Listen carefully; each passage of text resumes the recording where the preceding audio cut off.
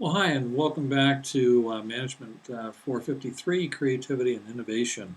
I'm Neil Fogarty. I'm going to be your host as we go through today's video. And today we're going to be taking a look at the last of the six I's. We're looking at Chapter 8 in our book. We're going to be taking a look at the I for improve. Improve.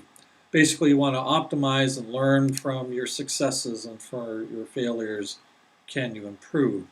And the author is going to do in this chapter what she's done for the other chapters, what she's done for the other I's that we've covered. She's going to divide it up into four major sections. She's going to talk about an introduction, give you some background or whatever.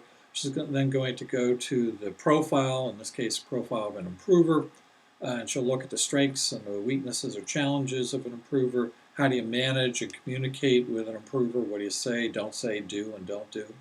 She'll talk about the skills of an improver, and then she's going to conclude with the mindset of an improver. So let's get started. Let's get into this, and let's take a look at the first of the four major topics, the introduction. One of the first things I want to mention under the introduction is she provides an interesting graphic about not so much the word improve, but maybe the whole course to date. And let me bring up that graphic first, and then let's talk a little bit about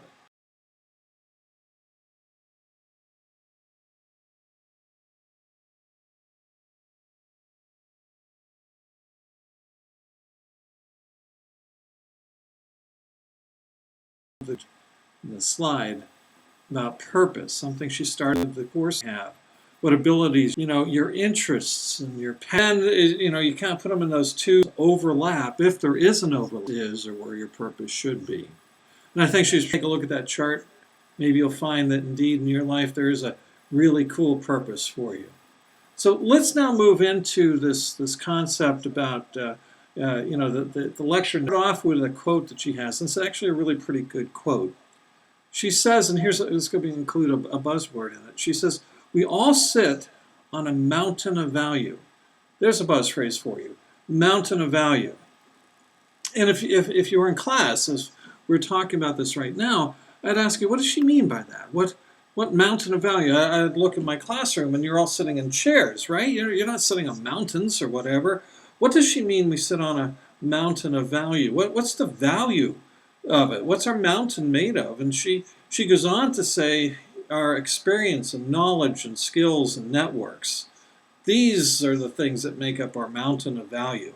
Again, our experience, our knowledge, our skills, our networks. And they add so much value to us, but oftentimes we don't know we don't know what it is. We don't know how much there is. We don't see what's right before our eyes. We don't see that indeed we are sitting on a mountaintop.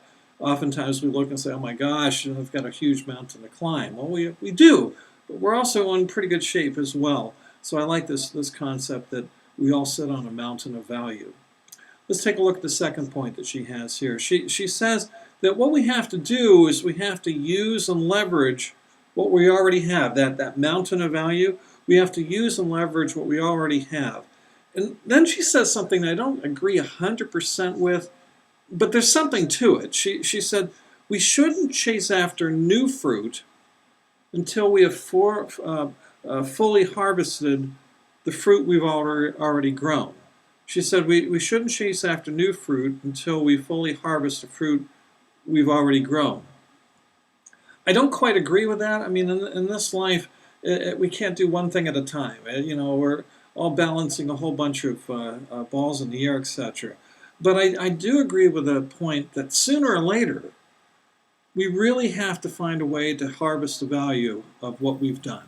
That mountain of value. Can we make something out of it? Can we get some value out of it that we have? To get value from what already exists. Next point that she has here, and she makes a reference now back to her 6 I's model. The one that has purpose in the middle that she started off with, and she points out something she said earlier, and that was this model she has is circular. The purpose is in the middle, but you have all the eyes on a circle.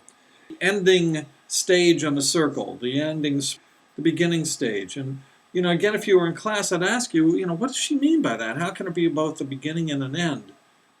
and maybe it's kind of like this. After we've begun and gone all the way through the circle, we get to the end or whatever, and we see what's been done. If we can figure out how to improve it, maybe we should start this. So I think it's a really key thing that she says here. I think it's really important to look at this. And she had mentioned that because it's a circle, you can start almost anywhere. But generally speaking, people start at one place and end at the other. They start, on the clock, between 12 and 1, and they end between 11 and 12 or something like that. So we oftentimes look at improving as being the ending stage. But she's pointing out, you know what? It oftentimes is the beginning stage. What you've learned oftentimes leads you to new opportunities, new things that you can do. And then the final point that she makes under this introduction is she just talks about life in general, and she says something that's kind of astute that's related to this. And she's saying, whether she's talking about you as an individual, you as a person, or your business or whatever, life's a process that requires continuous improvement. Continuous improvement, now the buzz phrase for you. Life's a process that requires continuous improvement. She says you should never settle for what you have. Even if you've been tremendously successful, never settle. Always try to be better. Always try to do better tomorrow than you did today. Never settle. Always try to continuously improve. So when you do get to that improved stage or whatever, this is not a stage to stop. Let's keep going. Let's continue on, and let's continue to improve as well. I think that point's really well made that she has. Let's now go. That finishes the first major topic that she has of the 4. That finishes her intro. Let's now go to the second major topic of the 4, and that's the improver profile, the profile of an improver. And once again, she'll divide this into 3 stages. She'll talk about the strengths of an improver, the weaknesses or challenges of an improver, and how do you manage and communicate with an improver. So let's start off with regard to the strengths of an improver. She lists about 5 of them. I'm sure you can probably come up with more. But let's take a look. Are you an improver? Do you have somebody on your team who's an improver who always is looking at ways and trying to find ways to make things better, to improve things? She says the strengths of an improver include, and let's start off with the first one, being able to generate many ways to make an idea better. Being able to generate many ways to make an idea better. Yeah, we have this, right? We did this. How can we make it better? And is it just one thing I've come up with, or I can come up with a lot of different ways to improve things, etc. So a good improver is going to be able to generate many ways to make things better. The second point that she has, the second strength, is a good improver is going to be open to gathering feedback from customers and stakeholders and people in general. A good stakeholder is going to be open to gathering feedback from customers, stakeholders, and people in general.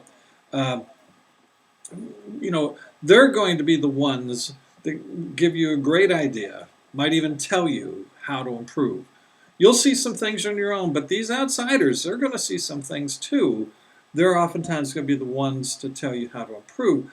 And the author makes 2 pretty cool suggestions here. She said, don't argue with them, and don't be defensive. It's interesting when someone tries to tell you, improve, they oftentimes don't cloak it in really good language, right? What you did wrong is this, etc. But even when they don't, even when they're trying to be nice and say, well, next time you do this, why don't you try this? Next time you come to bat, what we want you to do is, shift your weight a little bit, maybe, hold your head in a different way, or watch the arc of the bat or something like that. And sometimes when people say that, particularly when it's not solicited, but even if it is, sometimes when people say that, we get defensive with them. What do you mean? No. The arc of the back is fine. I'm swinging this thing great. I just got a hit here, etc. Well, the coach is trying to give me an idea of how to get a better hit. Maybe how to get a double as opposed to a single or whatever here. And it's not being critical necessarily of the way that I just swung. I'm glad you got a hit. Next time, let's see if we can't get a little bit better. So one of the things you've got to be careful about is, again, don't be argumentative, don't be defensive. Take those things that people tell you, hey, this is what I would suggest you do to improve. Take it and look at it positively. And believe me, I know it's not easy. Because, frankly, just from my own personal standpoint, when people give me ideas, you should do this or you should do that or whatever, oftentimes I don't have this proper mindset of saying, hey, listen, they're giving me some good ideas here. Some of them I like, some I don't like, but let's take them in. Oftentimes I'll argue with them and get defensive, and I shouldn't, and I know that. And you shouldn't argue or be defensive either. Let's take a look at the next strength that is mentioned here with regard to improver. And this is a good improver is able to review and assess what has worked, what has not worked, and why. Be able to review and assess what has worked, what has not worked, and why.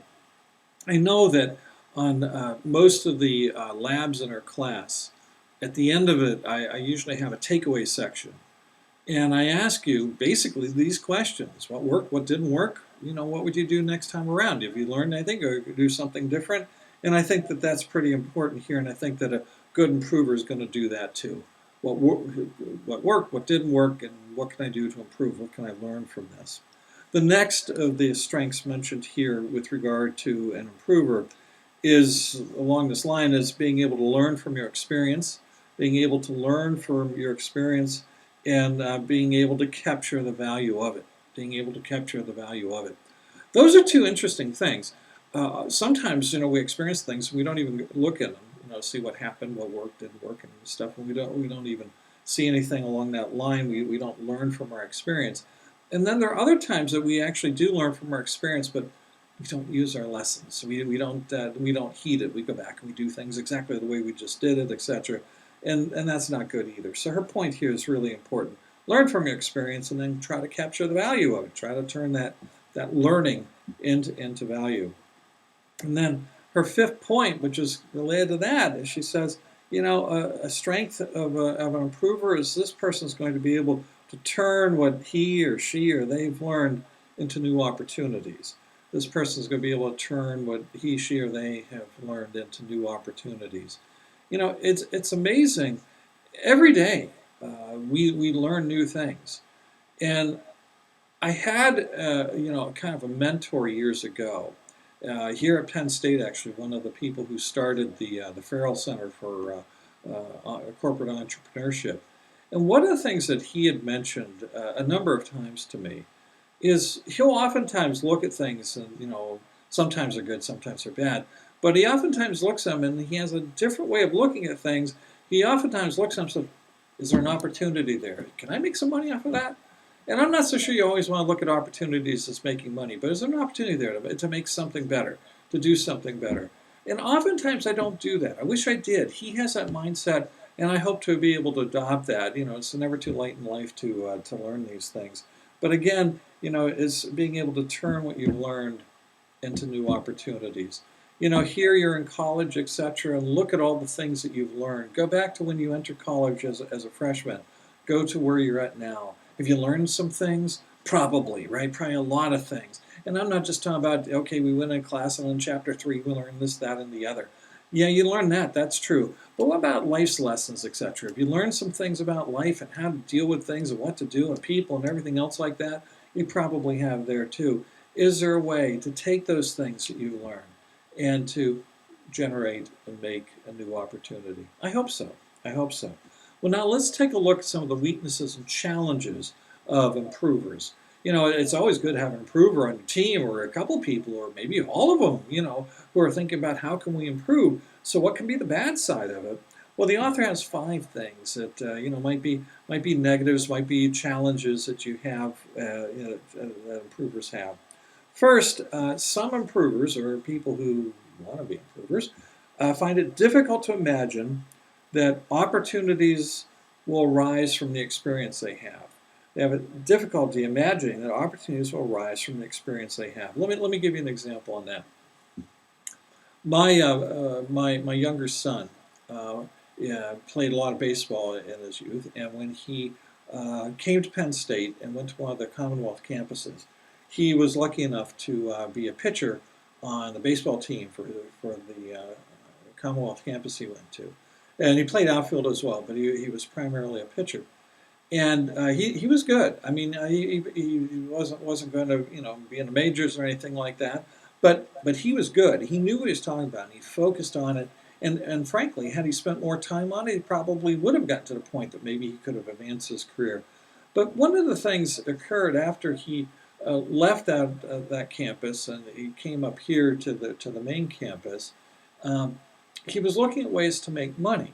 A couple extra dollars. What student wouldn't like to have a couple extra dollars in their budget? And he was looking at that. He really couldn't figure out what to do, and you could get these part-time jobs and stuff, and that's fine. But I looked at him and I said, well, wait a minute, you're a pitcher and you've got some experience and you're pretty good at talking with people, etc. Isn't there an opportunity there? And he kind of looked at me like, what do you mean? And the answer I thought was obvious, but he didn't at least initially see it. And that was, look at all the kids out there, who want to play baseball and want to play, pitcher, want to pitch, and are looking for lessons. Why don't you give lessons? I mean, the fact that you played, you're a pitcher for a college team or whatever, that tells somebody you've got some credibility, that you know what you're doing, you've got some talent or whatever, and you're good working with people and you're good at communicating. Why don't you do that? And indeed, that's not a bad opportunity, is it? Because I know from experience that a lot of parents will pay, a lot of money to people to teach their kids to be better at this sport or this academic subject or that, or maybe in some other, some fine arts or music or dancing or whatever. They will oftentimes pay people pretty good money to help my kid get better. Well, here's an opportunity for you. And he didn't really think about that. Again, he's sitting on that mountain of value. Was there something he could do to make some money from it? You betcha. He could give pitching lessons. Well, let's take a look at the second weakness or challenge that you might have, and that is not being able to continuously improve. It's amazing to me how many people settle. Now, I can imagine, there are times that, the battle's not worth it. There are times you don't have, the time to do it. You don't have the resources and the money or whatever. Things are going to be changing. So I can imagine that occurs. And certainly there are times where I'll struggle. I was just talking to one of my students who unfortunately was just diagnosed with a serious health concern. And, things like that, or if it happens to your family, that's certainly going to come along as well. But it amazes me that the rest of us who, everything's going okay in life, oftentimes just settle. And we don't look at this concept of continuous improvement. Let's do better. Let's do better.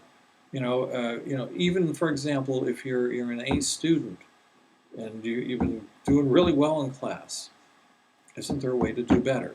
And if so, how? So one of the negatives, one of the challenges, is a lot of people who are improvers get to a point where they say, that's it, I'm fine. You shouldn't say, that's it, I'm fine. You should look at continuously improving. Let's take a look at the third weakness or challenge mentioned by your author, and that is not looking at radical ideas that spring from your experience. Not looking at radical ideas that spring from your experience. A couple of thoughts for you here. Remember when your class was in doing the bike helmet lab, and the lady who was running it had each of you fill out all these sticky notes. You wanted, I think, 15 from each of you, to solve some sort of problem. And let's face it, most of us initially probably could come up with 2 or 3, and if we really struggled, we might come up with 4 or 5, maybe 6. But she was asking for 15. And I remember when we did this, or shortly after we did this, I asked her, well, why'd she do that? Why did she want so many? Why was she pushing you, to go beyond that?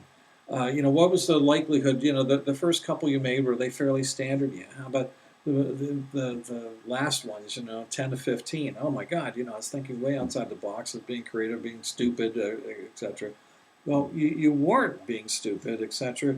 What you're doing is you weren't just looking at probabilities. You're looking at possibilities. Don't look at just what's always been done. Don't just look at what's inside the box. Look outside the box. When we're talking about this concept of innovation, this exercise of innovation, we're talking about creativity, this class, creativity, innovation. You have to think outside the box. Everybody else wants to think this way, and they're going to get all mad at you if you don't think this way, right? But those people who are creative and innovative, who come up with unique and different ideas to solve problems, to develop opportunities, etc., they're usually the ones who are the most successful. So again, a downside of an improver is just looking at the probable and the possible, the probable, what's always been done, as opposed to looking at these radical, unique ideas. Let's take a look at the fourth of the negatives mentioned here, the fourth of the weaknesses. Being fearful of leaving your comfort zone. Oh my goodness, isn't that the truth? It's amazing. So many of us, in fact, I would argue every one of us has built a comfort zone. We're comfortable doing this or that or the other. And we don't really like to leave the comfort zone. Well, it's uncomfortable. For example, I have never gone skydiving. I'm not a real great person with heights. I'm not overly concerned, but I'm also a little concerned. And I've never gone skydiving, etc. here. So, one of the things that I can tell you is my comfort zone didn't include skydiving or scuba diving or a whole lot of things like that. Or, maybe there are people who are very comfortable in the job they have. They don't really like the job, but they feel really uncomfortable starting a business. They feel really uncomfortable sending out resumes and going through the process again. But sometimes to improve, we have to leave that comfort zone. In fact, I would argue, as opposed to sometimes, probably more times than not, we have to be able to get out of the comfort zone. So one of the negatives, a lot of people, they don't want to get out of their comfort zone. It's hard to really improve if you just stay in your comfort zone. The fifth and the final of the points here that is mentioned by the author of Negative, a Challenge of an Improver, is not taking the time to reflect on what you've learned. Not taking the time to reflect on what you've learned.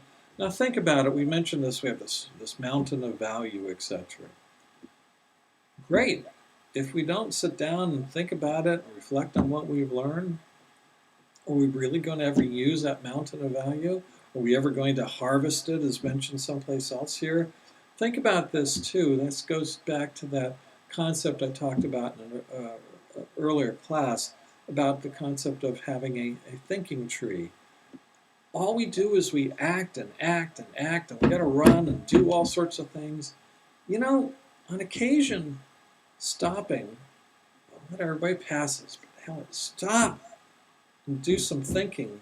That can have some wonderful results and lead to all sorts of successes that just running amok might not do so. So what you want to do is take some time to reflect on what you've learned, on your experience, to look at that mountain of value you have.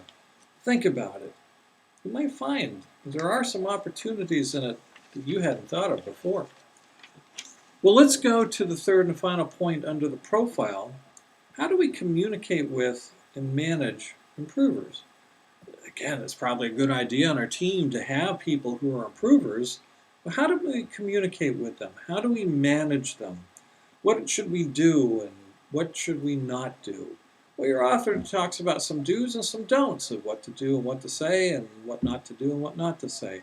So let's start off with some of the do's. Some of the do's, she has 4 of them. She says, as a manager of doers, you, the leader of doers, etc., you want to talk about improvement and learning and optimizing existing ideas and knowledge.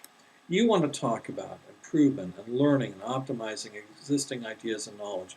Let your people know, let your improvers know, but let your people know you're an improver. You're looking for people to be improvers. You want people to perhaps have that thinking tree. And what can we do? How can we get better? So again, if you talk about it, that's setting a pretty good example and letting everybody know this is what we should be doing. Another do that you should have is with regard to the improvers that you have on your team, you want to include them in brainstorming. Include them in brainstorming. As you're coming up with new ideas for your business and you're the executive and the leader and you're going to do this, that, and the other, bring in some of these people who are improvers. They probably have some pretty good ideas of what you can do going forward. And as you brainstorm and they say things, etc., you might not agree with everything they say, but occasionally you're going to get some jewels, some pieces of wisdom coming your way that might help you with regard to moving forward. So talk with these people, talk with these improvers, and get them involved in brainstorming. Let's take a look at the third do that she mentions here. You want to involve them in soliciting feedback from customers and stakeholders and end users. You want to get them involved in soliciting feedback from customers and stakeholders and end users. Well, the improvers are the ones that are coming up with new ideas. What can we do tomorrow? How can we take what is today and make it better tomorrow? How can we improve on it? Well, don't you think that one of the places they're going to find the answers to how can we improve will be talking to customers and stakeholders and end users? You betcha. So get them involved in it. Don't have them off in a corner someplace. I know there are a lot of businesses that will take people, who are, the thinkers, so to speak. And, I know we have that thinking tree example where a lot of people don't think. But a lot of companies do have thinkers. Well, that's great. That's good. But they lock them in a closet someplace. They put them in the back room. They don't have them interact with others. And, one of the things that you certainly want to do is get your improvers interacting with and talking with customers and stakeholders and end users. Well, the fourth do that's mentioned by the author is you want to ask them for their opinions on what would work better and why. Ask them for their opinions on what would work better and why. Not just what would work, but what would work better. How can we do this? How can we make this widget in a better way? How can we make a better widget? How can we make more money? How can we save money, be more efficient, more productive, make a better product, make everybody at work happier, etc., make our customers happier? Solicit the opinions of these improvers. They're the ones who are thinking of ways to improve. You want to know what those ways are. Ask them, what's your opinion? How should we do this? Well, those are the do's. So what don't we do to manage them? What don't we say as we communicate with our improvers? Once again, the author has 4 suggestions. First, and this is you leading these improvers.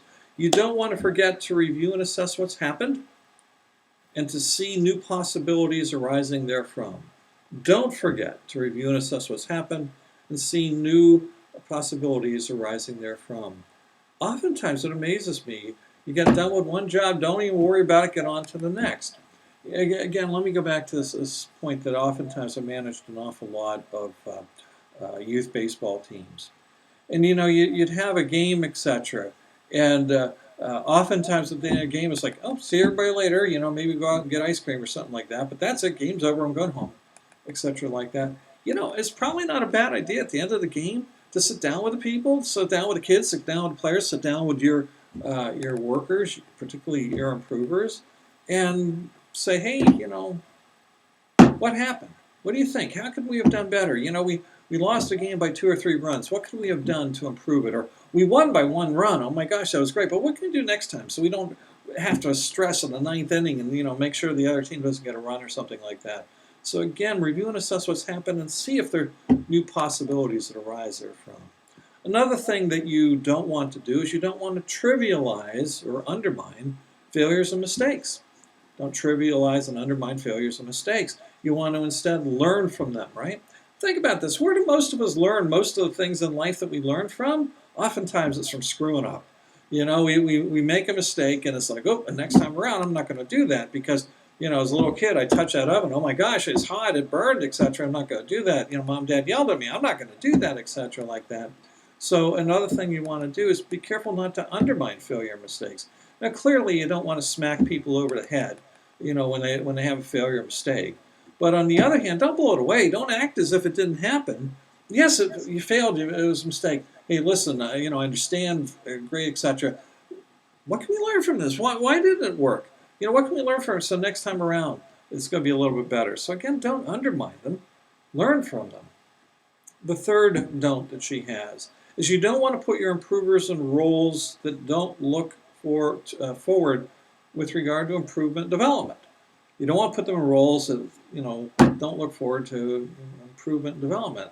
I've got an improver. So what am I going to do? I'm going to put that person in some sort of mundane task that they do the same thing every day, every day, every day, every day. Oh, good. Yeah. They have this tremendous resource available to me. They see kind of the future. They see how to make things better. But I'm not giving them the chance. All I want them to do is put the same widget on the same bottle cap or whatever on the same bottle every day. There you go. Does that make sense? Of course not. So don't put them in roles that don't look forward with regard to improvement development. You want these people to look forward with regard to improvement development. And the fourth and a final don't mentioned by our author is don't move on to new ideas and projects without extracting ideas from what's just been finished. Don't move on to new ideas and projects without extracting ideas from what's just been finished. Again, the game just ended. Can we learn something from it?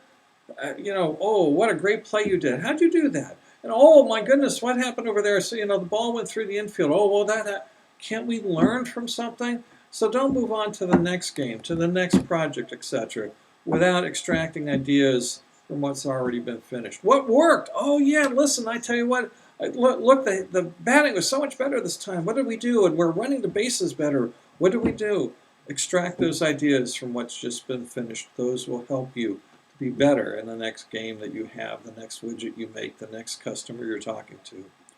Well, that finishes up the second major topic, and that was the improver profile. Let's go to the third main topic. Again, there's four, right? The third main topic, she talks about skills. What are the skills of an improver, etc.?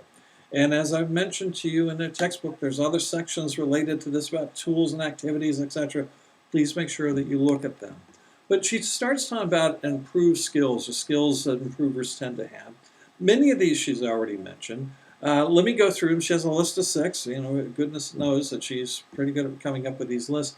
But the interesting thing is oftentimes what she has on the list is pretty good. But again, many of the things on this particular list we kind of went over before. So I'm not going to belabor many of these things. Under this list for the skills of improvers, being able to analyze why something worked or why something failed. Being able to analyze why something worked or why something failed. You just don't look and say, oh, it worked. Oh, it didn't work. You want to analyze and ask the question, why? Why didn't it work? Why did it work so well? The next skill that she mentions is being able to gather feedback from customers and stakeholders, etc. Being able to gather feedback from customers and stakeholders. I think she used the phrase end users, etc. You certainly do, and that's certainly a good skill. Can you gather that feedback? Think how many of you in the Snowflake lab, you're on a team and somebody went up, and asked, questions about what size snowflake or whatever, and they came back with, only partial information, or they came back with lousy information, or maybe even no information that's relevant, etc. So you want to have the skill of being able to gather feedback from these customers and stakeholders, etc. that you have. Another skill, the third skill that she mentions, is to be able to use what you've learned from your experiences in order to find new opportunities. Being able to use what you've learned from your experiences to find new opportunities.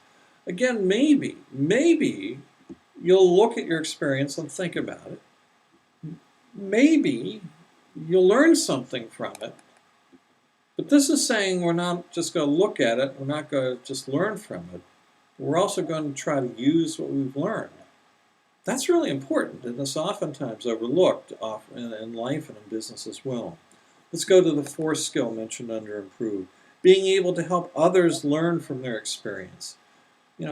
This is kind of something she's mentioned with regard to the other eyes. If you're on a team and you're an improver, don't you want to help your teammates become improvers too? Can't you help them learn from their experience? Oh, this happened. What should we do? That happened. What don't we want to do, etc. Because if you can help them to become improvers, doesn't it make your team better? It doesn't hurt to have more than you as the improver on the team.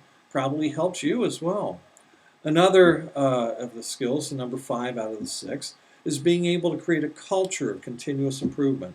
A culture of continuous improvement, continuous learning. There are some companies where that is actually part of the culture. We want to learn. We want to improve. This is what we're here for. That's part of their everyday experience. It's part of the way they think of things. How can we learn? How can we improve? Most companies don't. Most companies, okay, great.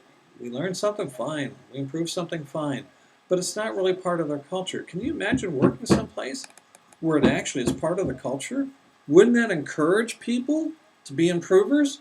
And having improvers, is that a bad thing? And then the final skill set that's mentioned here with regard to improvers is being able to share the lessons that you've learned. Being able to share the lessons that you've learned. One of the things that I do in a lot of my classes, you probably have noticed in my class and some other, it's not unusual to bring in guest speakers or whatever. And one of the nice things about that is when guest speakers come in, if you have a good guest speaker, big if you have a good guest speaker, not only is that person going to tell you a little bit about, that person's background and that person's company, etc., but what they're going to do is they're going to say, this is my experience. This is what it means for you. The so what in it. So, okay, so what? Uncle Fred or Aunt, Alice back there, this is what happened to, him or her, them, etc. in the past. You want to be able to tell them the so what. You want to share the lesson of it. Yes, this happened to me, so let me tell you what that means for you. Here's what you should learn from that. So someone who is a good improver will have the ability, will have the skill, not only learning for himself or herself, themselves, etc., what happened and what can be better, etc., but also to be able to share the lessons that were learned. It is amazing how many people learn some really great things in life and either keep it to themselves or have the slightest idea how to share those lessons with others to help others. Certainly a good skill to have is to be able to share those lessons with others. Well, let's finish up today. Let's go to the last of the topics for today, and that's mindset. And here we're talking about the mindset for an improver. And again, I can't stress more than the fact that in every one of these chapters, the author concludes by talking about mindset. If mindset wasn't important, I don't think the author would talk about mindset, but every chapter she concludes talking about mindset. I think mindset to her is important. I think to me it's important, and I really think to you it should be important. So what's the mindset of someone who is an improver? Let me tell you what she says, and then close out with a comment or two on that. Let's take a look. She said the mindset of an improver is someone who is clever. They can see lessons from their experiences. They can see lessons and they can cleverly use them in the future to improve things. They can see lessons from their experiences and they can cleverly use them in the future to improve things. There are a couple of schools of thought with regard to how people learn, with regard to how people approach the world.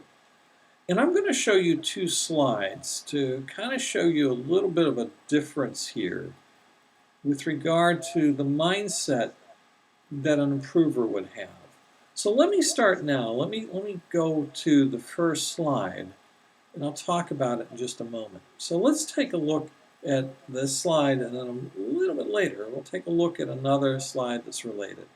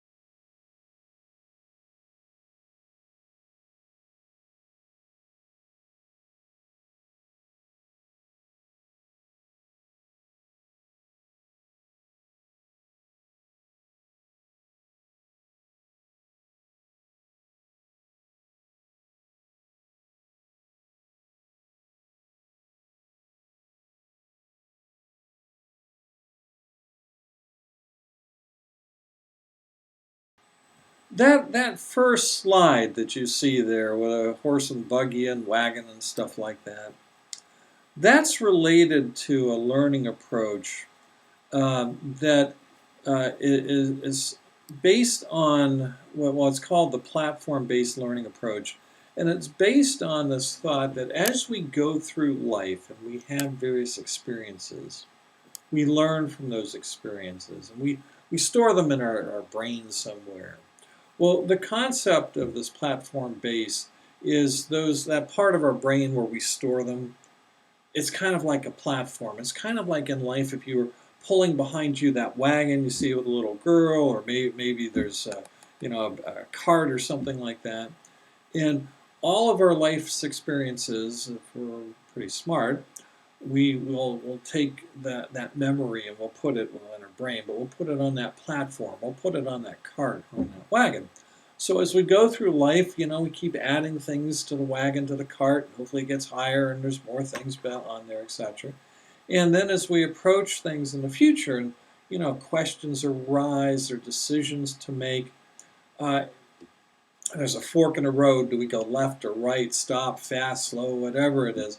Usually to decide that, we reach back and we look at what's in our wagon.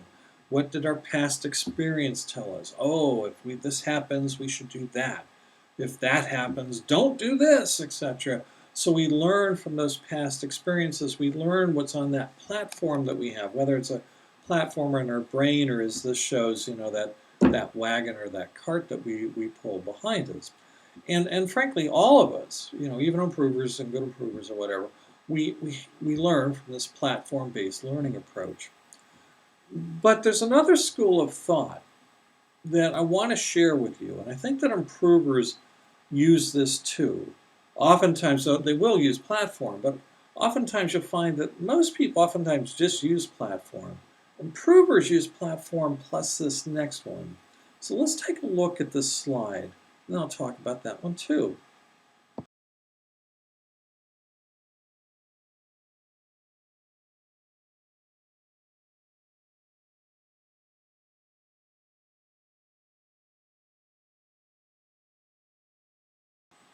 Now, this slide that you see, with, people on mountaintops or whatever looking out, and keep in mind you're on that mountain of value or whatever. This slide talks about a different learning approach, not one that should be used instead of the platform-based, but one that should be used in addition to the platform-based. And this next learning approach goes by another buzz phrase. So platform-based learning approach, that's a buzz phrase. This next one goes by a buzz phrase, and it's called the discovery-based learning approach. The discovery-based learning approach. People who follow this, who use this, recognize that as I go forward in life, not all the problems I run into in life in the future are going to be identical to the problems I faced in the past. Now, everything on my cart back here is really good at helping to solve the problems in the past. But because the problems in the future aren't going to be exactly like the problems in the past, yes, history does oftentimes repeat itself, but usually not identically. Usually there's something different, and there are entirely new problems that arise as well in the future. So what these people think of is, well, maybe instead of just looking what happened in the past, maybe I should look in the future. And as I am a pioneer, remember the author used this thing about pioneers, innovators are pioneers. As I'm a pioneer, as I'm a trailblazer, as I'm a discovery person, as I move forward and discover things, I want to learn from those new discoveries, even if there's not really an experience yet.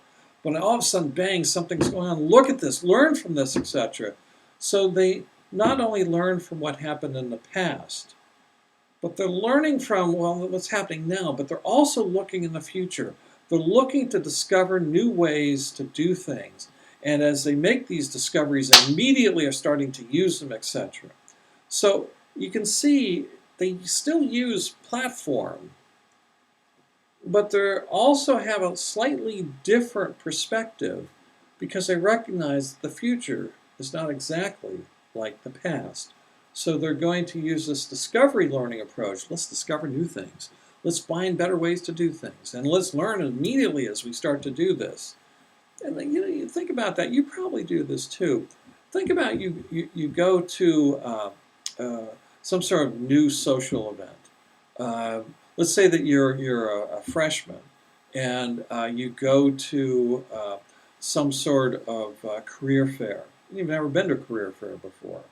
So you get there, and what do you start doing? You don't know anything about career fairs. Okay, I got my resume maybe, and etc. And what am I going to do? You start looking around, you see what other people are doing, you listen to them as they go up to the table, what do they do?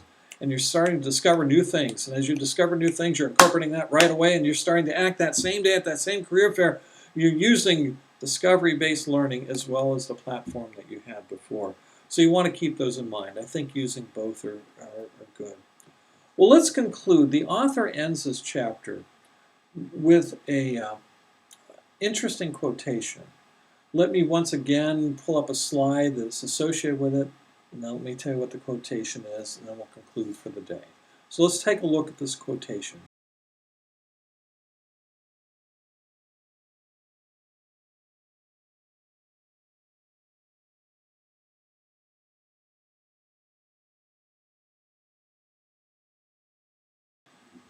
One of the things I really like about your author, and it even goes from the name of her textbook.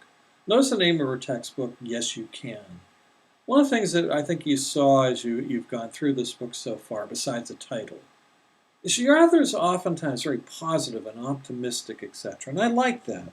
And she concludes this chapter by saying that what we should do is here's the quote for you, we should harness the energy of our learning, harness the energy of our learning, and ride it as fast and as far as it can go.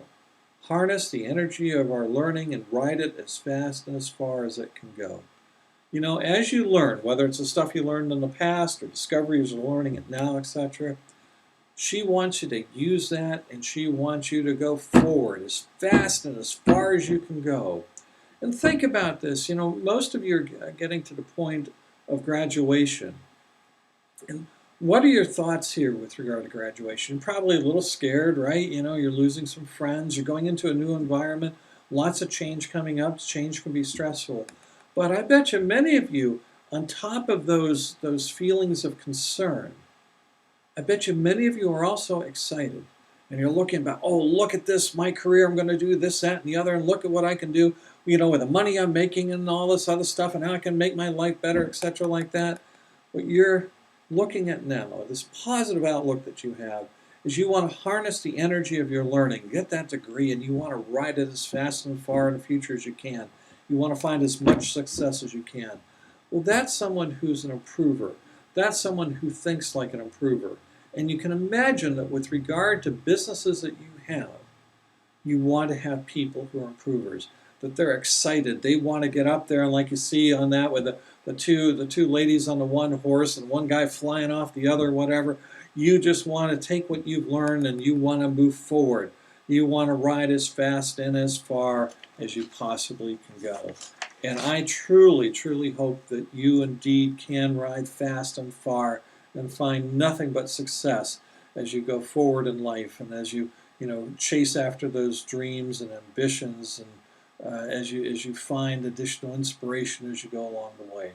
So if you have any questions about this chapter, let me know. I hope you enjoyed the lecture. I hope you've enjoyed so far what we've been talking about of the 6 eyes. We've now finished the 6th eye, so we're kind of done with the model. But what we're going to do is the final topic that we're going to take a look at here goes back to that topic she talks about a lot. We're going to take a look in the last lecture of this series. We're going to take a look at mindset. With that said and done, I hope you had, as I say, I hope you enjoyed the lecture. I hope you have a great day coming up, and I'll talk to you folks soon. See you folks later. Bye.